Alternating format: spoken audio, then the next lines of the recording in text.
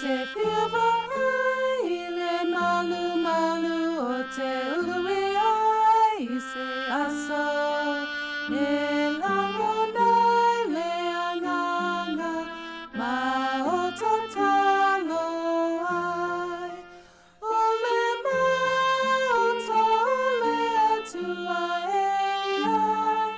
o le alofa o le ausania nei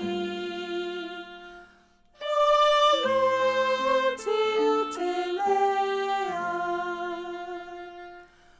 o te whiawai le malumalu o te ului ai I se aso